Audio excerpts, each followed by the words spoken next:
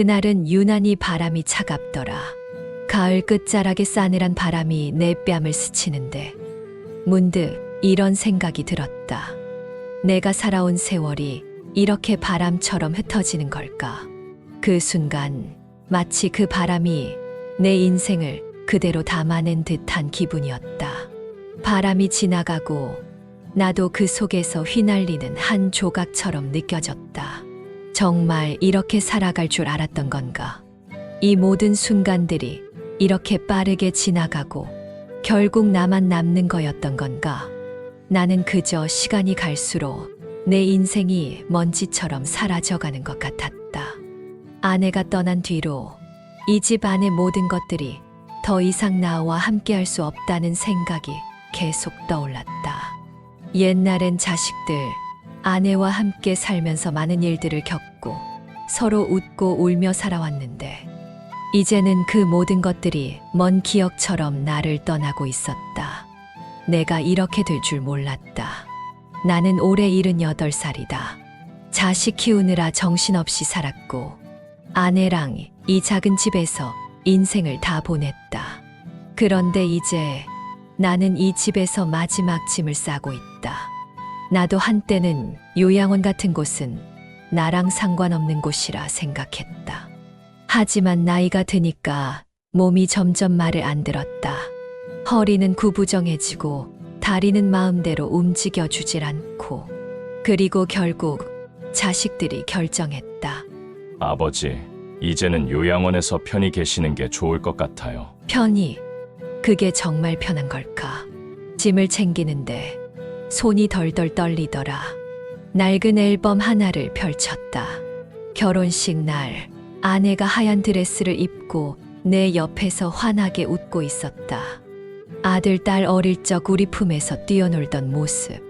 그리고 마지막 장에 찍힌 사진 한 장. 아내가 세상을 떠나기 전 병원 침대 위에서 내 손을 꼭 잡고 있던 사진이었다. 그때 기억이 떠올랐다. 아내가 마지막으로 내게 했던 말. 여보, 혼자서도 잘 살아야 해. 나 없어도 당신 끝까지 당신답게 살아. 그런데 나는 아내와 했던 약속을 지키지 못했다. 짐을 싸면서 마지막으로 집안을 둘러봤다. 소파에는 아직도 아내의 체온이 남아있는 것 같았고 부엌에는 우리가 함께 차를 마시던 찻잔이 고스란히 남아있었다. 내 손으로 집 문을 닫는데 그게 마치 내 인생의 마지막 장을 덮는 기분이었다. 사실 나는 끝까지 이 집에서 살 줄 알았다. 아내와 나는 늘 그랬다. 여기가 우리가 함께 만든 보금자리였다. 아내는 요리를 좋아했고 국을 끓일 때마다 부엌에 가득 차던 그 따뜻한 냄새. 그게 이제는 기억 속에서만 맴돌고 있다. 아내가 떠나고 나서 나는 한동안 밥도 제대로 못 먹었다. 철저하게 혼자이기에 침착하게 직면해야 했다. 빈 식탁을 보는 게 너무 힘들었다. 자식들이 와서 같이 먹자고 해도 그저 손사래를 쳤다. 그냥 아무것도 하기 싫었다. 더 이상 어떤 것도 나를 기쁘게 할 수 없을 거라고 생각했다. 그러다 보니 몸도 망가지더라. 운동을 하지 않으니까 다리가 약해지고 혼자 사는 게 힘들어졌다. 그래도 버텼다. 이 집에서 버티면 언젠가 아내가 다시 올 것만 같았다. 그때는 그 생각이 나를 지탱했었다. 그런데 어느 순간 깨달았다. 내게 더 이상 선택지가 많지 않다는 걸. 혼자 밥을 먹는 게 힘들어졌고 밤에는 몸을 가누기 어려워 화장실에 가는 것도 버거워졌다. 몇 번이고 자식들에게 전화하려다 말았다. 내가 이 정도도 못하나 싶었다. 그런데 결국 어느 날 화장실에서 크게 한 번 넘어지고 나서야 받아들였다. 이제는 혼자는 무리구나. 슬펐다. 힘들었다. 아내가 보고 싶었다. 자식들이 찾아왔다. 나를 앉혀놓고 조심스럽게 말을 꺼냈다. 아버지, 이제 혼자 계시는 게 위험할 것 같아요. 요양원으로 가시는 게 어떠세요? 나는 그 자리에서 아무 말도 못했다. 그냥 멍하니 앉아 있었다. 그날 밤 나는 잠을 이루지 못했다. 아내가 떠나던 날보다 더 힘들었다. 자식들의 말이 틀린 건 아니었다. 나는 점점 혼자서는 못 사는 사람이 되어가고 있었으니까. 하지만 이 집을 떠나야 한다는 생각이 너무도 참담했다. 요양원에서 보내는 시간이 길어질수록 나는 점점 더 외로워졌다. 사람들은 많았지만 그들 속에서 내가 있는 곳은 없었다. 어쩌면 나는 스스로도 내가 왜 이렇게 고독한지 모른 채 살아가고 있었던 걸지도 모른다. 그저 하루하루를 살아가는 것만으로 나의 존재를 증명하려 애썼고 그렇게 버텼다. 매일 아침 간호사가 와서 약을 주고 밥을 주고 그 후엔 내가 할 일이 없었다. 다만 지나가는 시간 속에서 내가 무엇을 해야 할지 몰라 그냥 앉아 있거나 창밖을 바라보며 세월이 흐르기를 기다렸다. 이제는 아무것도 하지 않고 그저 살아가고 있는 것 같았다. 내가 아직 살아있다는 걸 느낄 수 없었다. 이곳에서 나의 존재는 그저 기계적인 시간의 흐름 속에 끼워져 있었을 뿐이었다. 누군가의 돌봄 속에서 나는 내가 진정 살아가고 있다는 느낌을 받을 수 없었다. 이런 일상이 계속될 때마다 나는 점점 더 내 자신을 잃어가는 것 같았다. 왜 나는 이곳에 있는 걸까? 그런 질문이 머릿속을 떠나지 않았다. 아내가 살아있던 때, 우리가 함께했던 그 따뜻한 공간으로 돌아가고 싶은 마음은 간절했지만 그곳은 이미 내 손을 떠난 지 오래였다. 어느 날 그 할아버지의 말이 내 머릿속에서 갑자기 떠올랐다. 그분은 몇 주 전 내가 그곳에 처음 왔을 때 다가와서 말을 건넸다. 여기서 나가서 다른 선택지를 찾아보는 것도 한 방법이다 라고 말했던 그 할아버지. 처음엔 그 말이 무엇을 의미하는지 잘 이해하지 못했다. 그런데 시간이 흐를수록 그 말은 점점 더 깊이 내 마음 속에 새겨졌다. 나가서 다른 선택지를 찾는 게 무엇을 의미하는 걸까? 그 순간 마치 오래된 기억 속에서 잠자고 있던 희망의 불씨가 다시 살아나는 것 같았다. 그 말이 없었다면 나는 아마 이곳에서 계속 살아가면서 점점 더 무감각해지지 않았을까. 여기서 죽을 때까지 같은 일상이 반복될 거라는 생각이 들었다. 내가 진짜 살고 있다는 감각도 없이 그냥 시간이 지나가는 대로 살아가게 될 것 같았다. 그 말이 내게 준 용기는 생각보다 강력했다. 나는 더 이상 그저 기다리기만 할 수 없다는 걸 깨달았다. 내가 내 삶을 다시 선택할 수 있다면 그렇게 해야 했다. 그래서 나는 자식들에게 방문 요양에 대해 이야기하려 결심했다.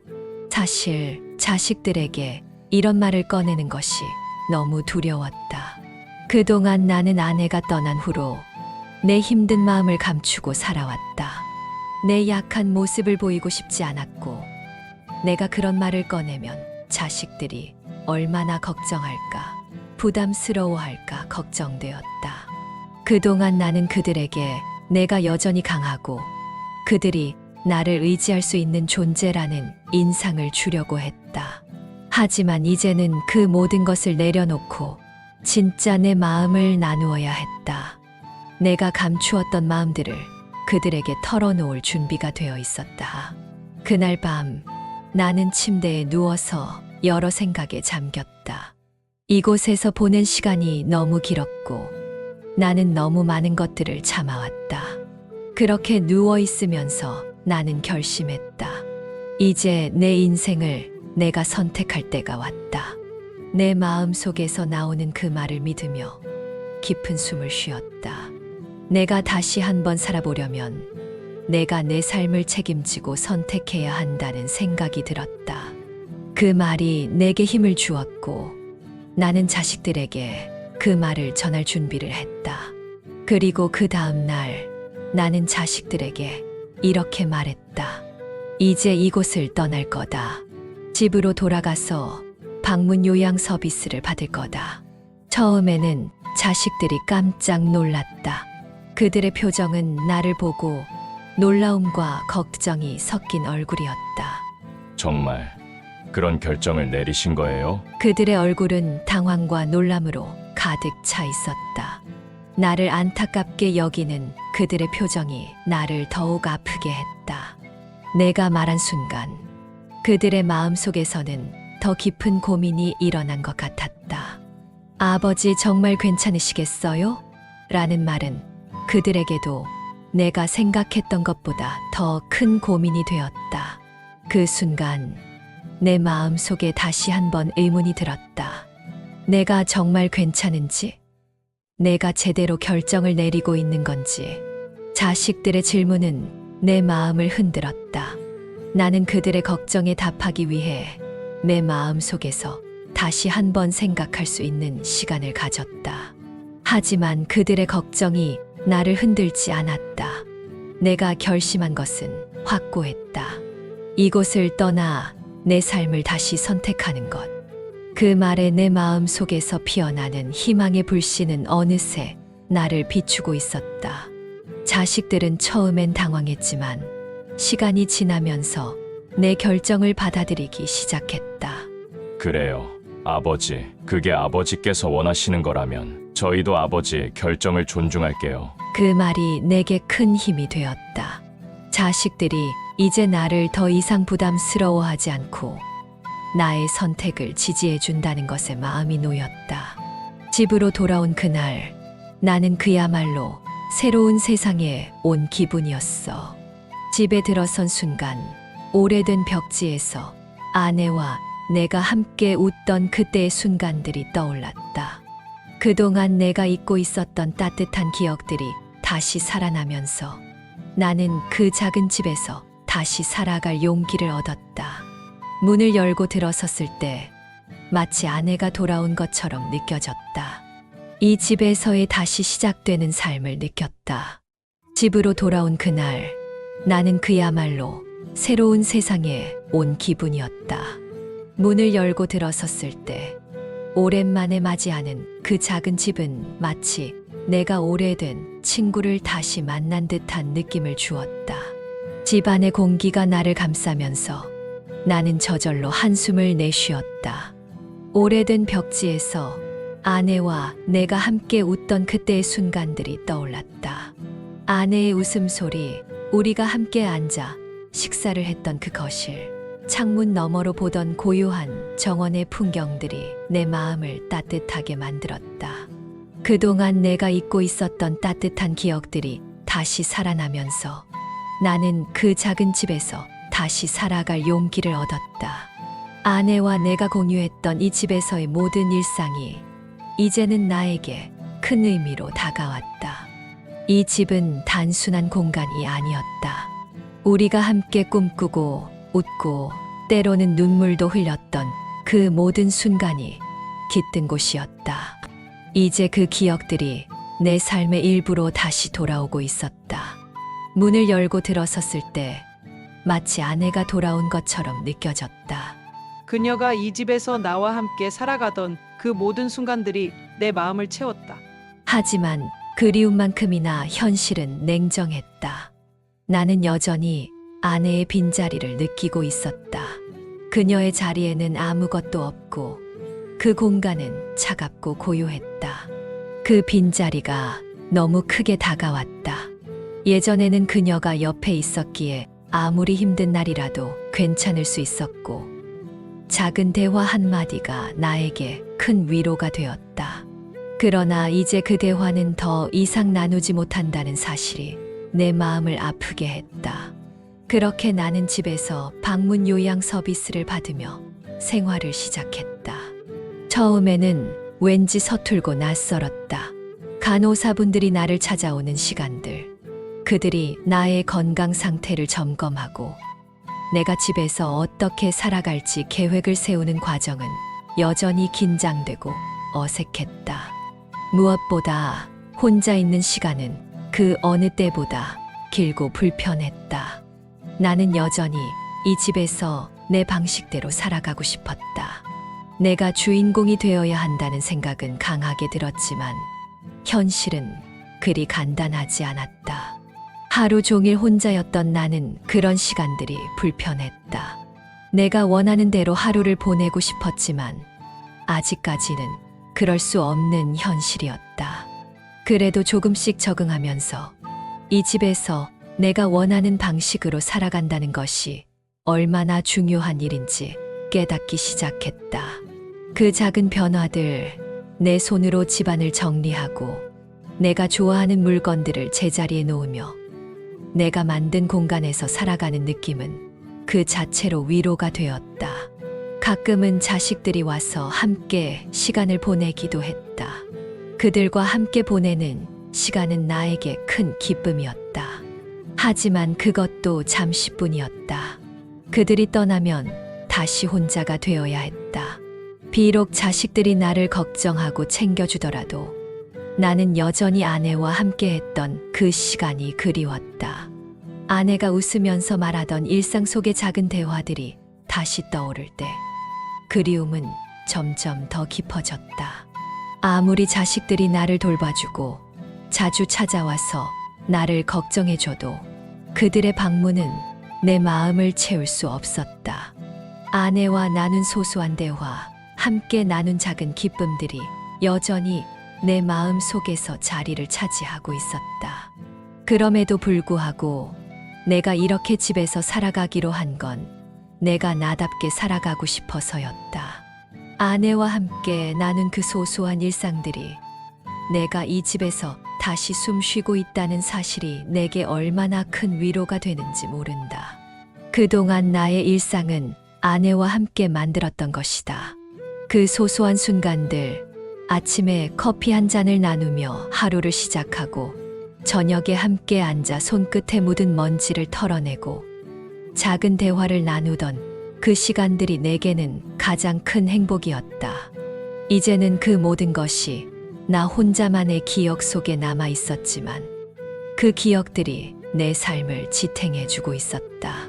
그리고 이제는 방문 요양 서비스 덕분에 내 손으로 일상을 조금씩 채워나갈 수 있게 되었다. 처음에는 혼자서 모든 걸 할 수 있을까? 그랬지만 점차 내가 스스로 할 수 있다는 자신감이 생겼다. 이전에는 혼자서 모든 것을 해결하려 했지만 지금은 내가 할 수 없는 부분에 대해서 도움을 받는 것도 괜찮다고 느끼게 되었다. 그동안 내가 살아온 삶을, 내가 그동안 어떻게든 놓치지 않으려고 했던 모든 순간들이 조금씩 천천히 돌아오기 시작했다. 방문 요양이란 게 나에게 주는 기회는 단지 나이 든 사람에게 주어진 단순한 서비스가 아니었다. 그것은 내가 다시 내 삶을 선택할 수 있게 해준 새로운 시작이었다. 내가 여기에 있다는 사실, 내가 집에 있다는 사실이 얼마나 소중한지 깨달았다. 이제 나는 다시 내가 살아온 방식대로 살아가려고 한다. 아내와 나눈 그 따뜻한 기억을 간직하며 남은 시간을 내가 원하는 대로 살아갈 거다. 나는 이 집에서 내가 주인공이 되어 내 삶을 이어갈 거다. 내가 할 수 있는 작은 일들을 하며 아내와 함께한 기억들을 나만의 방식으로 되살리며 살아가겠다. 그 모든 순간들이 내게 주어진 소중한 시간들임을 느끼며 나는 앞으로의 삶을 조금씩 채워 나갈 것이다. 내 이야기를 들려주는 이유는 여러분들도 늦기 전에 준비해야 한다는 것이다. 내가 늦게 알았지만 준비하지 않으면 결국은 내가 원하는 삶을 살지 못할지도 모른다. 그래서 나는 여러분들에게 이렇게 말하고 싶다. 내가 원하는 삶을 살 수 있는 선택을 미리 준비하길 바란다. 후회하지 않도록 꼭